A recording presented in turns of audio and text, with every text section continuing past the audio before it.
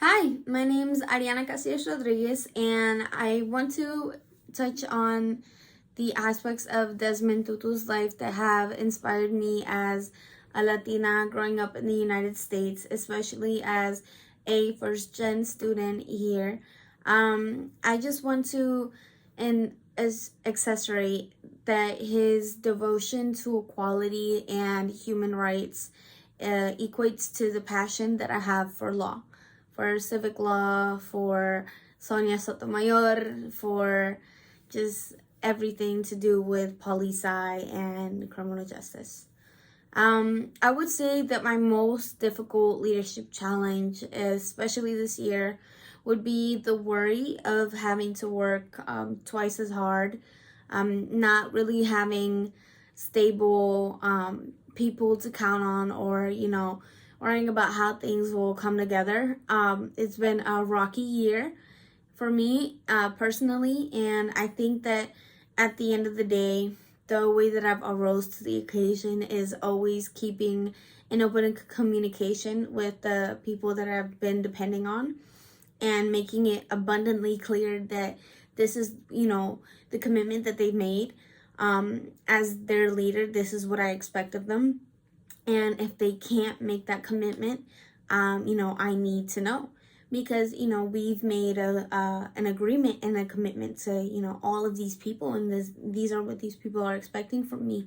And we have an image to maintain as a university, as an organization, as a people, and I can't be the face of these people who are constantly questioning me or being let down, and I don't want to let them down, based on the fact that I can't count on you or count on, your stability. And it's just being honest. And sometimes it can be quite difficult, especially if that person is a friend or someone I care about. But at the end of the day, my priorities and studies and my commitments come first. I use communication platforms to influence positive change, especially due to my jobs and connections that I have through my university. It's very easy for me to have access to different platforms through social media, through flyers, through posters, through billboards, signs, TV, you name it. Anything I find, current events, it's easy to have access to any of those. Luckily, that I've been fortunate enough to build those relationships with these amazing people, to influence positive change, and through different platforms here. As I've mentioned before, I am a political science major, so that does include me having different viewpoints, interacting with people who have different viewpoints, and being a Latina.